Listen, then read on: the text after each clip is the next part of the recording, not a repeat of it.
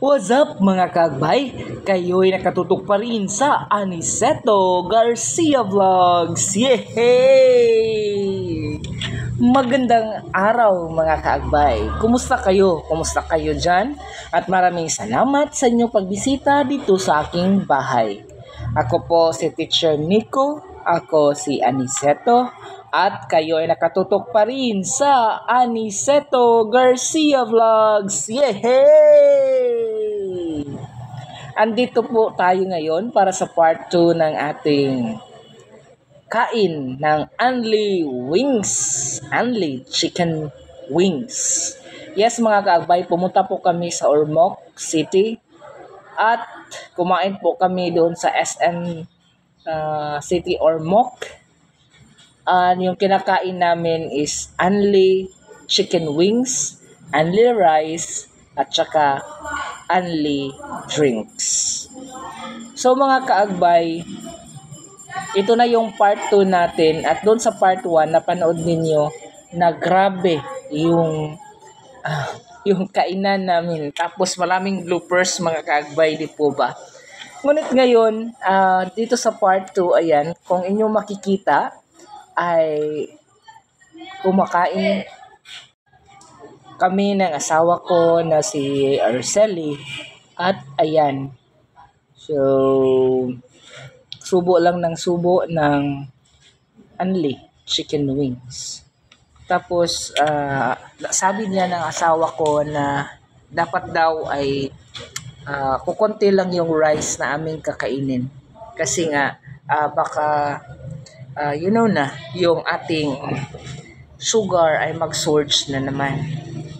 So, ayan, kumuha lang ako ng rice para maubos namin yung rice na nakahain dyan. And so, tig-isang rice kami. Tapos, paunti-unti yung pagkain namin ng rice dahil grabe.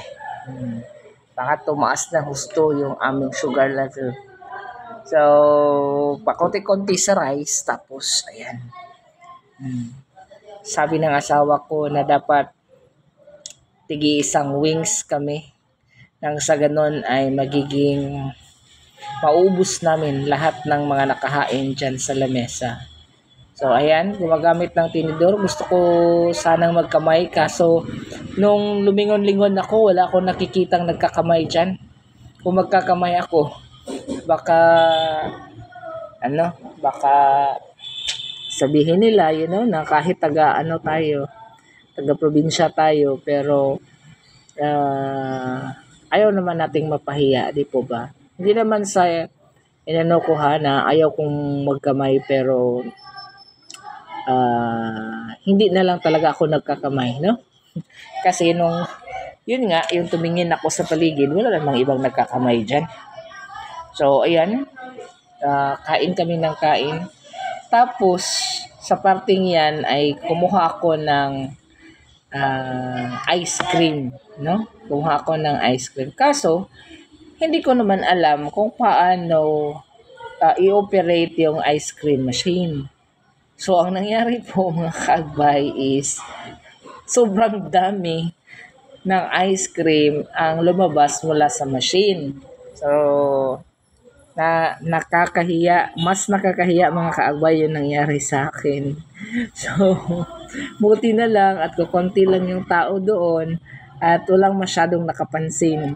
So, I went directly to I catch the attention of the servers doon. Tapos sinabi ko sa kanila na yun nga yung nangyari at nag-apologize naman ako. So, ayan, patuloy pa rin ang aming pagkain ng Unli Chicken Wings. Kayo guys, ano bang gusto nyong timpla doon sa chicken? Gusto nyo ba yung matamis? Yung maasim-asim? Yung maanghang? Yung maalat? Or halo-halo yung timpla? No? So, ano ba ang paboritong chicken nyo? So, yun na nga. Only soft drinks din yan, guys. For about 499 pesos. 499. No? And so, ayan. Mhm. Subo. Kain, subo. Oh, 'di ba? Amazing. Amazing talaga 'yan, guys. Subo pa more. Kain pa more. Ayan. Oh, 'di ba? Ah. Nagbabalak din yung asawa ko na kung pupwede ba daw na um pupwede ba daw na dalhin namin yung mga buto ng aming kinakaing manok. Kasi ano naman 'yan, nung tawag nito, unlimited, baka hindi pwede. So, hindi na lang kami nag-ask. So, iniwan na lang namin doon yung mga buto sa lamesa. Baka sabihin na inilagay namin pati yung mga hindi pa buto, 'di ba? Nako. So, napatingin ako sa screen kasi chine-check ko kung ilang minutes na ba itong ginawa namin na vlog. So, anlikain pa rin tayo, guys. Oo, tumitingin-tingin ako sa labas. Maraming tao doon sa SM, guys. Tapos, kasi nga, alas 12 yan. So, maraming kumakain sa paligid. Yun nga kami sana sa Mang Inasal, kaso punong-puno. Tsaka noon sa katabing Jollibee, punong-puno pa rin. So, dito kami na padpad, no? Unlimited chicken wings, no? So, diyan kami napadpad, guys. Anyway, masarap naman talaga yung yung mga flavors. So, gusto kong kumain ng mas marami pang chicken. Kaso, baka hindi ko maubos yung orderin namin. Kaya, nagtiyaga ako sa fries. Ayan. So, ayan, tingnan nyo, guys. Kumakain si host ng fries. Di ba? So, guys, kumbaga kung may fiesta ba or kung may okasyon, no? Grabe talaga yung energy, yung drive mo, yung kagustuhan mo na kumain ng marami. Kaso, hindi pwede. Hindi mo kaya. Kaso, busog ka na. Ayan, palingon-lingon kami dyan. Palingon-lingon kami. Tapos, umiinom ako ng Sprite. Tapos, kain ulit ng French fries. So, actually mga kaagbay, it's my first time. No? Ewan ko lang hindi ko alam sa misis ko kung I think first time din niya na pumunta sa mga ganyan. No? So, I think okay lang naman na anong tawag nito na pagbigyan natin ang ating sariling kagustuhan, yung mga layaw natin. Anyways, tayo naman yung kumikita ng pera at saka sa tingin ko naman, paminsan-minsan lang naman. No? Dapat i-treat natin yung ating mga sarili. Dapat magkaroon tayo ng time tsaka money para sa ating mga sarili, di ba?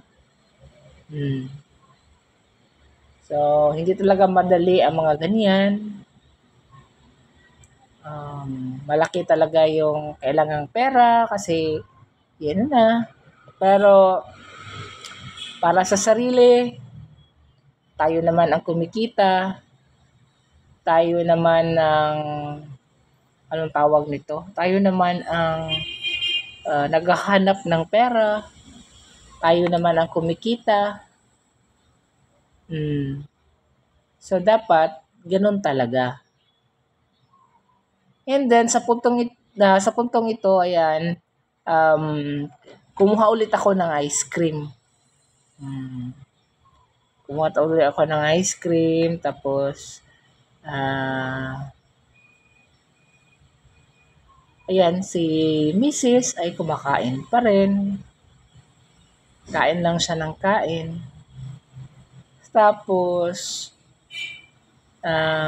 nakihintay siya na magdadala ako ng ice cream para sa kanya, of course. So, I think naman para sa wife ko, paminsan-minsan, kailangan ko siyang i-treat nang sa ganon ay nagiging happy siya.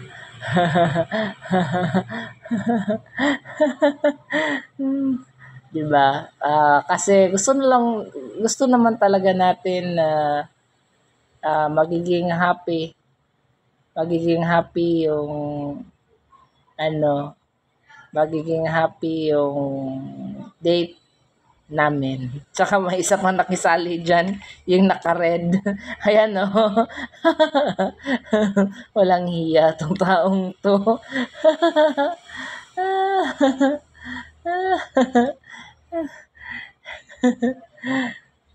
Anyways, ayan, nakakuha na ako ulit ng ice cream.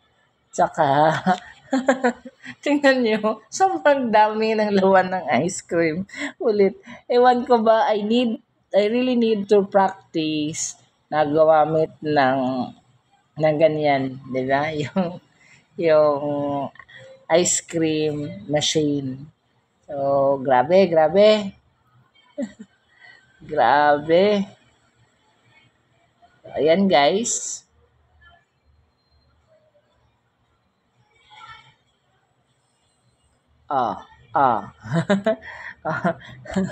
Guys, kinagamitan pa ng kutsara, guys. Sana all tayo dyan, guys. Gumagamit ng kutsara sa ice cream.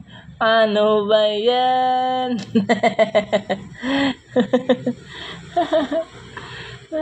Sobrang dami ng ice cream na nakuha ko, guys. Anyways, sorry na naman ako doon. Sorry po sa management. Nagkamali lang po. There's always first time for everything. And I think that was my first time. Hindi lang talaga I think, kundi yun talaga ang aking first time. Sorry po. Anyways. Sa susunod, hindi na ako magiging ganyan. Right? Oo. So, yan yung napagtanto ko sa sarili ko na paminsan-minsan dapat din nating ilibre ang ating sarili. Dapat din nating ipakita sa ating sarili na nagmamahal tayo at may concern tayo para sa ating sarili. And I think yan lang muna ang ating vlog for today. Maraming salamat sa inyong pagtutok sa aking vlog dito sa pagpunta sa aking bahay. Kayo ay nandito pa rin sa Aniceto Garcia Vlogs. Yay! Hey! Thank you mga kaagbay. Sana ay manood ulit kayo sa aking mga future vlogs. Oh, diba? Bye-bye!